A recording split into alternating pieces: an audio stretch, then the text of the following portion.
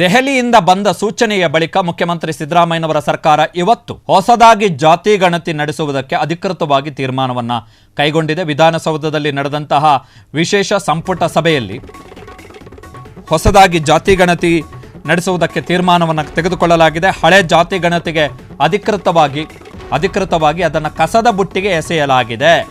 150 ಕೋಟಿ ರೂಪಾಯಿ ವೆಚ್ಚದಲ್ಲಿ ತಯಾರಾಗಿದ್ದಂತಹ ಹಳೆ ಜಾತಿ ಗಣತಿಯ ಪೇಪರ್ ಏನಾದರೂ ಇದ್ದರೆ ಅದನ್ನು ವಡೆ ಬಜ್ಜಿ ಕಟ್ಟಲಿಕ್ಕೆ, ಇಲ್ಲದಿದ್ದರೆ ಎಲ್ಲಾದರೂ ತೂಕ ಹಾಕಲಿಕ್ಕೆ ಬಳಸ್ಬೋದು.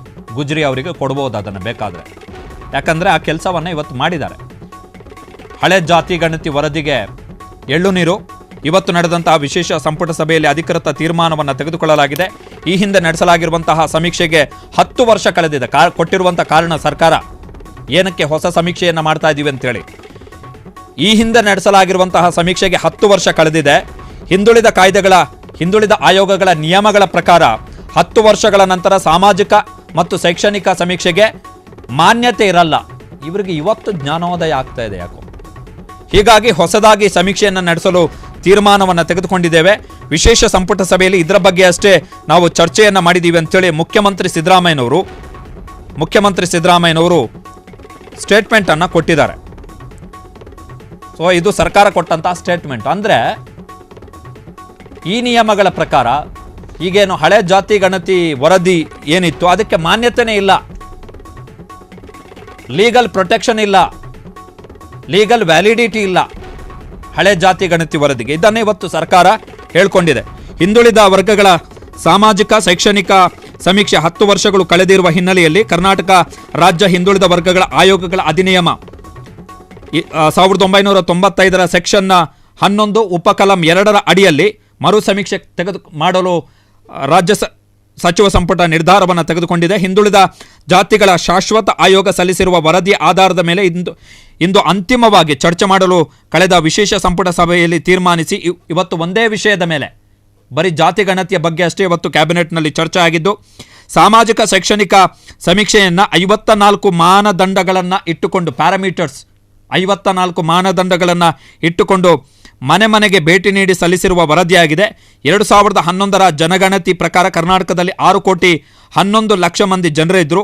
ಈ ಜನಸಂಖ್ಯೆ 2015ರ ವೇಳೆಗೆ ಕೇವಲ 4 ವರ್ಷಗಳಲ್ಲಿ 6 ಕೋಟಿ 35 ಲಕ್ಷಕ್ಕೆ ಏರಿಕೆಯಾಗಿದೆ.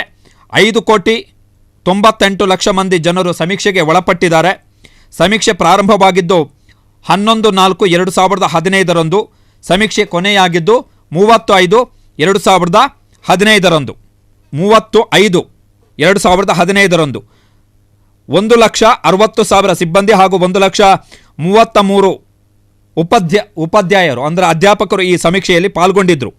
ಹಿಂದೆ 2013-18ರವರೆಗೆ ನಾನು ಮುಖ್ಯಮಂತ್ರಿ ಆಗಿದ್ದಂಥ ಸಂದರ್ಭದಲ್ಲಿ ವರದಿ ಮತ್ತು ಅದರ ಶಿಫಾರಸುಗಳು ಅಂತಿಮಗೊಂಡಿರಲಿಲ್ಲ. 2018ರಲ್ಲಿ ಸಮ್ಮಿಶ್ರ ಸರ್ಕಾರ ರಚನೆಯಾಗಿ ಎಚ್ ಡಿ ಕುಮಾರಸ್ವಾಮಿ ಮುಖ್ಯಮಂತ್ರಿಗಳಾದರು. ಪುಟ್ಟರಂಗ ಶೆಟ್ಟಿಯವರು ಹಿಂದುಳಿದ ವರ್ಗಗಳ ಸಚಿವರಾದರು. ಈ ವೇಳೆಗೆ ವರದಿ ಪೂರ್ಣಗೊಂಡಿತ್ತು. ಅಂದಿನ ಆಯೋಗದ ಅಧ್ಯಕ್ಷರಾದ ಕಾಂತರಾಜು ಮತ್ತು ಸದಸ್ಯರು ಸಚಿವ ಪುಟ್ಟರಂಗ ಶೆಟ್ಟಿಯವರನ್ನು ಭೇಟಿ ಮಾಡಿ ವರದಿ ಪಡೆಯಬೇಕು ಅಂತೇಳಿ ಕೋರಿದಾಗ ಮುಖ್ಯಮಂತ್ರಿ ಎಚ್ ಡಿ ಕುಮಾರಸ್ವಾಮಿಯವರು ವರದಿಯನ್ನು ಸ್ವೀಕರಿಸಬಾರದು ಅಂತೇಳಿ ಒತ್ತಡವನ್ನು ಹೇರಿದ್ರು. ಕಾಂತರಾಜು ಅವರ ಅವಧಿ ಮುಗಿದ ನಂತರ ಜಯಪ್ರಕಾಶ್ ಹೆಗ್ಡೆ ಅವರನ್ನು ಬಿಜೆಪಿ ಸರ್ಕಾರದ ಆಯೋಗದ ಅಧ್ಯಕ್ಷರನ್ನಾಗಿ ನೇಮಕ ಮಾಡಿತ್ತು. ಸದಸ್ಯರು ಕೂಡ ಬಿಜೆಪಿಯವರೇ ಆಗಿದ್ದರು. ಜಯಪ್ರಕಾಶ್ ಹೆಗ್ಡೆ ಸಮೀಕ್ಷೆಯ ದತ್ತಾಂಶಗಳ ಆಧಾರದ ಮೇಲೆ ಶಿಫಾರಸುಗಳನ್ನು ಮಾಡಿದರು. ಶಿಫಾರಸುಗಳನ್ನು 29/2/2024 ಅಂದರೆ ಕಳೆದ ವರ್ಷ ಫೆಬ್ರವರಿಯಲ್ಲಿ ಸರ್ಕಾರಕ್ಕೆ ಸಲ್ಲಿಸಿದರು. ಕಾಂತರಾಜು ಅವರು ಕೂಡ ಆ ಸಂದರ್ಭದಲ್ಲಿ ಹಾಜರಿದ್ದರು. ಪಕ್ಷದ ವರಿಷ್ಠರು ನನ್ನನ್ನು ಮತ್ತು ಉಪಮುಖ್ಯಮಂತ್ರಿಗಳನ್ನು ಕರೆದು ವರದಿ 10 ವರ್ಷಗಳಷ್ಟು ಹಳೆಯದಾಗಿದ್ದು ಕಾನೂನು ಪ್ರಕಾರ ಅನೇಕ ಬದಲಾವಣೆಗಳು ಮತ್ತು ಬೆಳವಣಿಗೆಗಳು ಆಗಿರುತ್ತವೆ ಎಂದು ಸಲಹೆಯನ್ನು ಕೊಟ್ಟಿದ್ದಾರೆ. ಕರ್ನಾಟಕ ರಾಜ್ಯ ಹಿಂದುಳಿದ ವರ್ಗಗಳ ಆಯೋಗವು ಸಾಮಾಜಿಕ ಮತ್ತು ಶೈಕ್ಷಣಿಕ ಸಮೀಕ್ಷೆಯನ್ನು ತಿದ್ದುಪಡಿ ವಿಧೇಯಕ 2014ರ ಸೆಕ್ಷನ್ 11 ಉಪಕಲಂ 1ರಂತೆ ರಾಜ್ಯ ಸರ್ಕಾರ ಯಾವುದೇ ಸಮಯದಲ್ಲಿ ಈ ಅಧಿನಿಯಮ ಜಾರಿಗೆ ಬಂದ ದಿನದಿಂದ 10 ವರ್ಷಗಳ ಅವಧಿ ಮುಕ್ತಾಯವಾದ ಮತ್ತು ಅದರ ನಂತರ ಬರುವ ಪ್ರತಿ 10 ವರ್ಷಗಳು ಮುಕ್ತಾಯವಾಗುವಾಗ ಹಿಂದುಳಿದ ವರ್ಗವಾಗಿ ಉಳಿಯದೇ ಹೋಗಿರುವ ವರ್ಗಗಳನ್ನು ಪಟ್ಟಿಯಿಂದ ತೆಗೆದುಹಾಕುವುದು ಅಥವಾ ಹೊಸ ಹಿಂದುಳಿದ ವರ್ಗಗಳನ್ನು ಪಟ್ಟಿಗೆ ಸೇರಿಸಬೇಕು ಅಂತೇಳಿ ಸ್ಪಷ್ಟವಾಗಿ ಹೇಳಿದೆ. ಹೀಗಾಗಿ ಕಲಂ 2ರಲ್ಲಿ ಹೇಳಿರುವಂತೆ ಆಯೋಗದ ಅಧ್ಯಕ್ಷರಾದ ಮಧುಸೂದನ್ ನಾಯಕ್ ಅವರ ಸಲಹೆಯನ್ನು ಪಡೆಯಲಾಗುತ್ತೆ. ಕಾಯ್ದೆಯ ಸೆಕ್ಷನ್ 11ರಂತೆ 10 ವರ್ಷಗಳ ನಂತರ ಸಮೀಕ್ಷಾ ವರದಿ ಮಾನ್ಯವಾಗಿರುವುದಿಲ್ಲ. ಹೀಗಾಗಿ ಜನಸಂಖ್ಯೆ ಮತ್ತು ಸಾಮಾಜಿಕ ಬೆಳವಣಿಗೆಗಳು ಆಗಿರ್ತವೆ 10 ವರ್ಷಗಳಲ್ಲಿ. ಇದಕ್ಕೆ ಲೀಗಲ್ ವ್ಯಾಲಿಡಿಟಿ ಇಲ್ಲ ಅಂತೇಳಿ ಮುಖ್ಯಮಂತ್ರಿಗಳು ಹೇಳಿದ್ದಾರೆ. ಸೊ ರೀಸನ್ ಒಂದು ಕೊಟ್ಟಿದ್ದಾರೆ. ಇವರ ಪ್ರಕಾರ ಕಳೆದ ತಿಂಗಳು ಮೇ 30ನೆಯ ತಾರೀಕಿಗೆ ಇದರ ವ್ಯಾಲಿಡಿಟಿ ಮುಗಿದೋಗಿದೆ. ಕಳೆದ ತಿಂಗಳಿಗೆ ಇದರ ವ್ಯಾಲಿಡಿಟಿ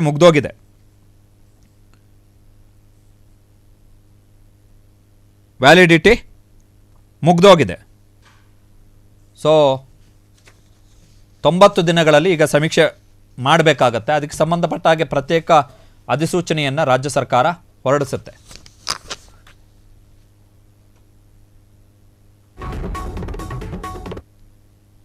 ವರ್ಷಗಳಾದ್ಮೇಲೆ ಅನೇಕ ಬದಲಾವಣೆಗಳು ಬೆಳವಣಿಗೆಗಳಾಗಿರ್ತವೆ ಅಂತೇಳಿ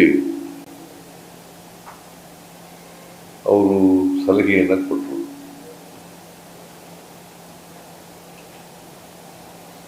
ಯಾಕಂದ್ರೆ 2015 2025 10 ವರ್ಷಗಳಾಗ್ಬಿಟ್ಟಿದೆ.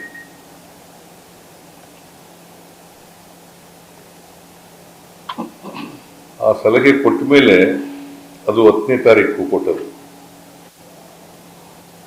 ಇವತ್ತು 12. ನಾವು ಕಾನೂನು, ಕಾನ್ಸ್ಟಿಟ್ಯೂಷನ್ನು, ಯಾಕಂದ್ರೆ ಈ ವಿಧೇಯಕ ಇದೆಯಲ್ಲ, ಕರ್ನಾಟಕ ರಾಜ್ಯ ಹಿಂದುಳಿದ ವರ್ಗಗಳ ಆಯೋಗ ತಿದ್ದುಪಡಿ ವಿಧೇಯಕ 2014, ಇದ್ರ ಪ್ರಕಾರ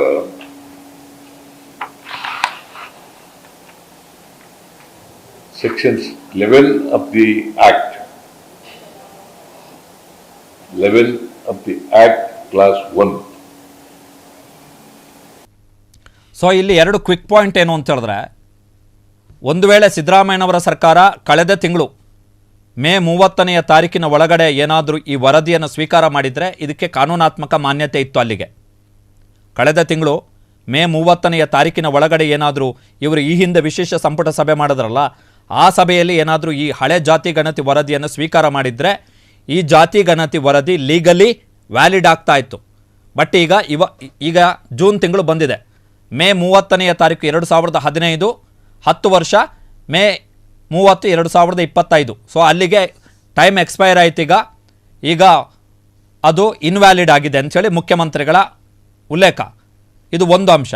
ಅಂದರೆ ಕಾಂಗ್ರೆಸ್ನವರು ಉದ್ದೇಶಪೂರ್ವಕವಾಗಿ ಇದನ್ನು ಡಿಲೇ ಮಾಡಿದ್ರು ಅಲ್ಲಿಗೆ ಅಂಥೇಳಿ ಆಯಿತು.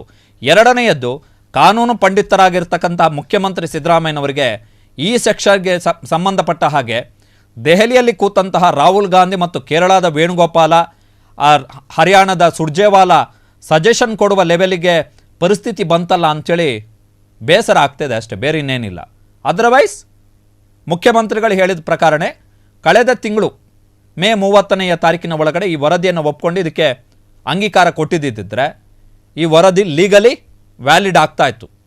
Legally valid. ಅದರ ಅಂಶಗಳ ಬಗ್ಗೆ ಆಕ್ಷೇಪಗಳಿದಾವೆ, ಬೇರೆ ಪ್ರಶ್ನೆ. ಬಟ್ ಈಗ ಲೀಗಲ್ ವ್ಯಾಲಿಡಿಟಿ ಮೇಲೆ ಮುಖ್ಯಮಂತ್ರಿಗಳು ಈ ನಿರ್ಧಾರವನ್ನು ತೆಗೆದುಕೊಂಡಿದ್ದೀವಿ ಅನ್ನೋ ಕಾರಣಕ್ಕೋಸ್ಕರ ಹೇಳ್ತಾ ಇರೋದ್ರಿಂದ ಮಾಡ್ಬೋದಿತ್ತು ಅದನ್ನು. So they got escape route, ಒಂದು ತಪ್ಪಿಸಿಕೊಳ್ಳಲಿಕ್ಕೆ ಒಂದು ಮಾನದಂಡ ಒಂದು ಸಿಕ್ತು.